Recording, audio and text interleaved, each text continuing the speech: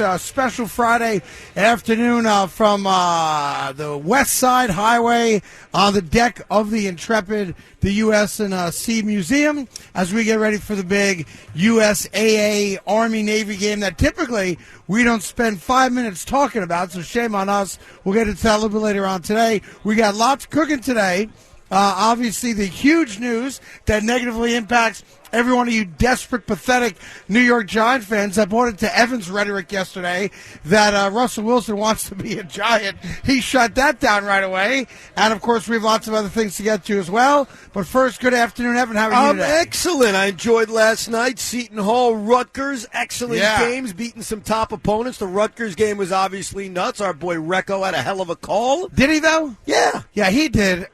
Here's what's interesting about the Recco call. We're going to talk to the head coach of Rutgers basketball, Steve Peichel, a little bit later on this afternoon, waiting for Tommy to give me the exact time on that. But he will join us later as they beat a number one team for the first time in the program's history.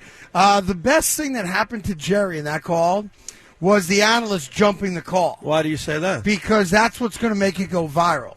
Oh, yeah. Like, if it's just Jerry Recco go, 3, there's 2, there's 1. Harper for at the the win. buzzer, Yeah, all right, great. So just another college call. The idiot going, whatever he was saying, yelling and screaming about the win. I shouldn't say idiot. I'm sure he's a lovely guy. That's not nice. That that guy, the analyst, going crazy. That's what's going to make the call viral. I agree with that. That's what's going to get my main man Jerry Recco other play-by-play gigs. Oh, you think this is going to be parlayed into another job? It's a springboard for Jerry. CBS Sports Network hates Jerry Recco. Right. Always have. Huh. I begged them for years and years to give him an opportunity, and for years and years they came back and said, nah. Do you think this call will change their view on him? How could it not? He was in rhythm. That's a radio call. And it's not easy because, remember, Purdue goes ahead with 4 seconds to go, so that's a big basket. In his mind, that's the game winner. And now all of a sudden, Harper throws up the not quite a half-court shot, but close. Like, there's no time to think about it. Yeah, like I thought he, you know what I mean? I thought he downplayed the Purdue make there a little bit for my liking. He's a Rutgers homer. Yeah, but all good. We'll get to that later on when, what's his name again, Steve Peichel? Steve Peichel. Steve Peichel will join us. And good win by Seton Hall. Give him some love. By the for way, beating Texas. St. John's beat Monmouth. Seton Hall beat Texas.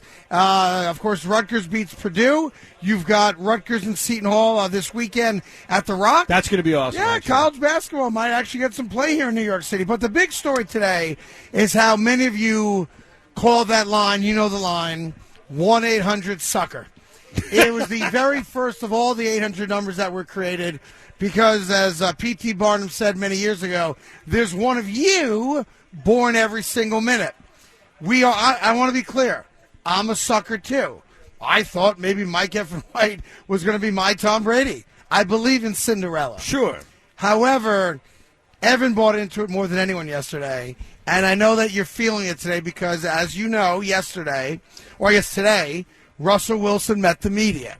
And Russell Wilson was, of course, asked about the insider report, quote-unquote, that had him claiming to those around him, confidants, family, friends, etc., that he would seek a trade after the season, but specifically, there were 3 teams that he wanted to go to, and only 3. And Giant fans, rightfully so, got excited because for 24 hours, the story was out there, and nobody refuted it. So it lived. And the longer it lives, the more legs it got because another hour goes by, no one refutes it. Another hour goes by, nobody close to Russell said it's not true. So, hey, we thought about it yesterday. Why not believe it?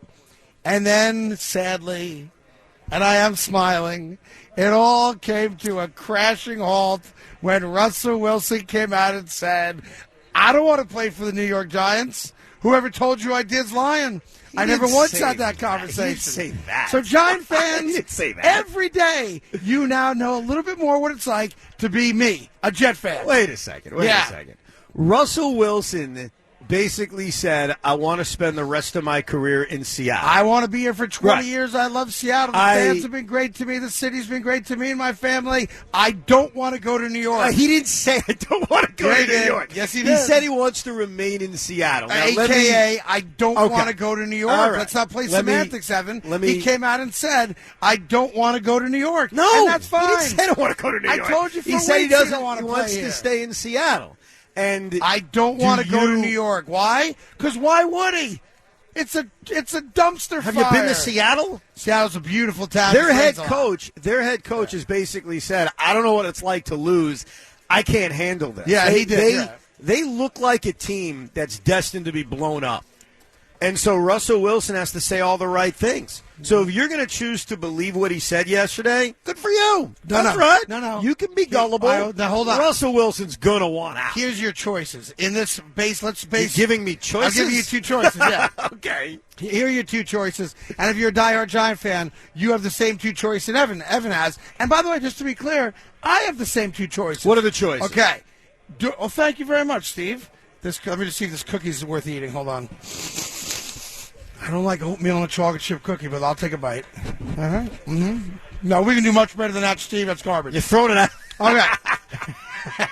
Steve just probably ate it. He didn't care. All right, here's the deal. What's you have up? two choices. Yeah. One, we can believe if we want to, an unconfirmed report from an alleged insider claiming that Russell Wilson would indeed say yes to playing for the New York Giants. Mm-hmm. And if we want to believe that, we can dream the impossible dream. You get a top 5 quarterback in the league. We all agree on that.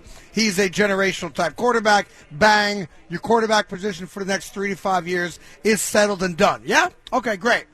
The other side, though, that you can choose to believe is the words that came out of the player's mouth himself. Yeah, I don't believe him at all. So you're gonna choose to believe an unconfirmed alleged insider versus the man himself? I would believe. I go to the source. Yeah, I would believe the smoke that's followed Russ over the last year that he wants out, that he doesn't want to be there long term. Mm-hmm. So there's two different layers to this. There is he going to try to get out of Seattle? And then, which is a fair question, does he want to come to the Giants? Let's start with does he want out?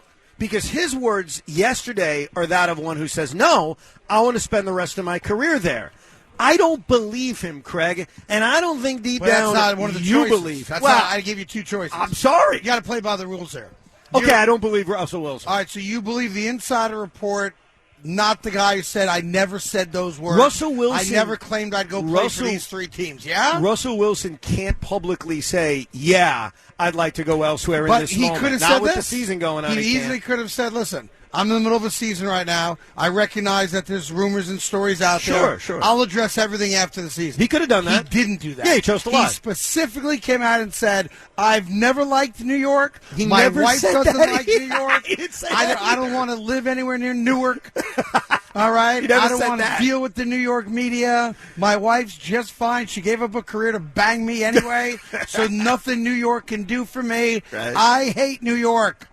I'm not going there for the tree lighting. I'm not going there for New Year's Eve. I'm avoiding New York. You can take your square pie at L&B's of Brooklyn and shove it up your ass. I'd rather eat fresh salmon for the rest of my life. Mm-hmm. That's what he said, which means here we are now.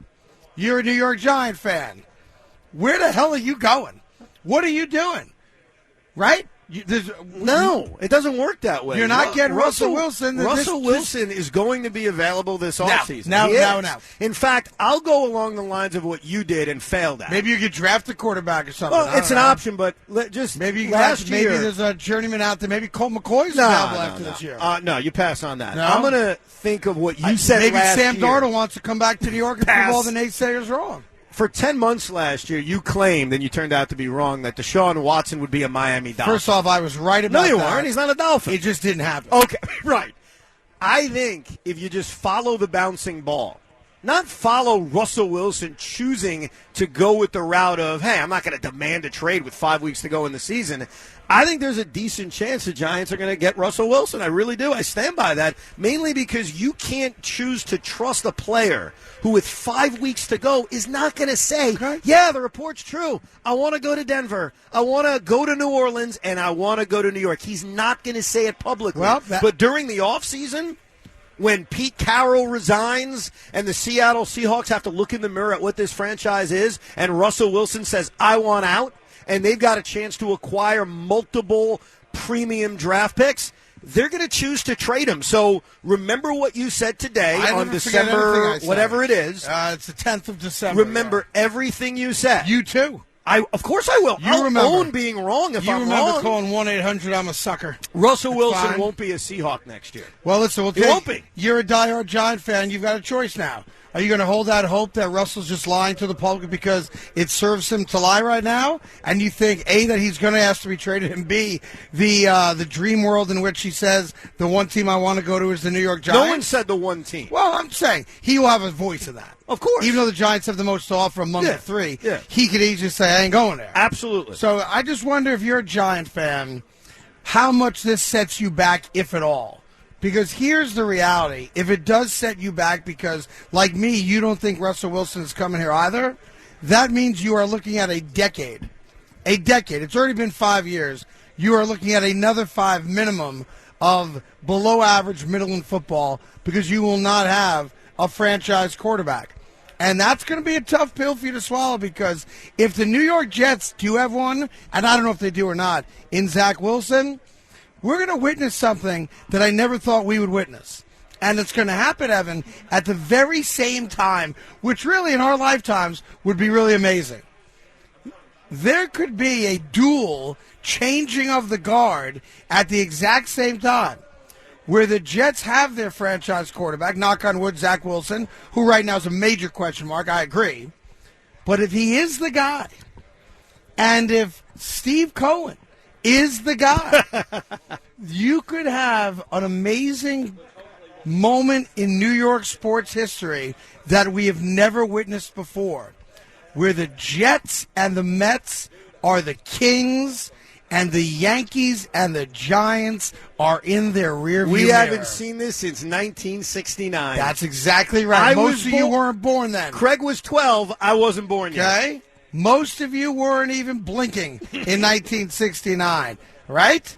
So think about what we might be on the verge of, and then the question is, how much would you love that? I would absolutely love it, and I can sense it. You could die if that happened. I could. I could die. With all due respect to your wife and kids, if you had a year like 69, Knicks aside, if you had a year like 69 where the Jets are going to a Super Bowl and the Mets are going to the World Series, you could actually say to your wife and kids, I made a deal with the devil. I'm not waking up tomorrow. Right. I've had my run. No, it's a beautiful painting that you just drew or painted, but the New York Jets are 3-9. We're all waxing poetic about a quarterback who had a nice first half last week, and they were held scoreless in the second half. I think the phrase is slow your roll. That is a phrase, yes. Slow your roll. Slow the roll. I mean, the Mets, yes, they went out and spent $1 billion on Max Scherzer. They may hire Buck Showalter. They have a billionaire owner. I get it. I understand it. You've got unnamed baseball agents calling Hal Steinbrenner a producer of a Broadway show, essentially. All he cares about is making money and not winning. I get that. But from a football standpoint, the Jets have a long way to go, right, bro. Well, we'll get into all that with you, 877-337-6666. There is another little potential situation brewing right now that I know many of you have never thought of or contemplated, which I think is interesting just for the sake of having the conversation, Evan. Tomorrow at 3 o'clock in Portland, the only official legitimate still eligible MLS soccer team, NYCFC, is playing for a championship. Now, we don't care about soccer in this town, so I'm not suggesting we're talking about soccer. But it does warrant the question. If they win, do they get a parade? Yes. And the answer is no. Why? I'll walk you through it. They won't get a parade? They will not. I had it confirmed today. Right now. Even a small one? It'd have to be Canyon of Heroes. If you win a championship, Canyon of Heroes is where you go. No, that's not true. No, the New York true. Islanders, the Brooklyn Nets, the New Jersey Devils would not have a parade. Sure they would. No, they wouldn't. Canyon of Heroes, baby. No, they wouldn't. That's where all the New Jersey Devils where all champions go. The New Jersey Devils did not have a parade down the Canyon because of Heroes. They're not New York. And in the 80s, the New York Islanders did not have a parade down the Canyon of Heroes either. If I'm not mistaken, that would be the Hempstead Turnpike. Which is that was an anti-Ranger thing, I guess, right? And by the way, if the Nets are lucky enough, because God knows they're not, but if they're lucky enough to win an NBA title, we're not going to the Canyon of Heroes. Canyon of Heroes. We're going to Flatbush. Anyway, so if NYCFC wins tomorrow at 3 o'clock, I've done a little investigating. The city of New York told them, we will not give you a parade. How about that? They refused? Uh-huh. Why? They were told that they will get a ceremony at City Hall. A ceremony at City Hall. I apologize. That's embarrassing. Why won't they give him a parade? That's de Blasio. We'll get into it. 877-337-6666. It's Carton and Roberts on the Fan. We are on the main floor deck of the Intrepid, and we're surrounded by just amazing military artifacts, planes, and things that have been in outer space, and capsules and helicopters, and some cool stuff. And throughout the afternoon, we'll obviously do pay some attention to why we're here. We'll actually talk later today to the dude who's in charge of the Navy. Secretary of the Navy? The Secretary of the Navy's coming by. Yeah, he and I go way back. Do you? Oh, yeah. What's his name? Mr. Del Toro. Oh, nice. Yes. Is that what you call him? I call him Mr. D. But that's only because we're tight. Got you. Yeah, so he and I'll introduce you to him later on. He's in New York? Yeah, Hell's Kitchen. Yeah. Born in Havana, lived in Hell's Kitchen, as you may or may not know. So good to have him coming by. We may or may not talk to DeMarcus Ware. There's an interesting thing going on with that, which I'll have to explain to you. We got the blame poll. We got the loser picks that you guys do. And we have your phone call, so bring it.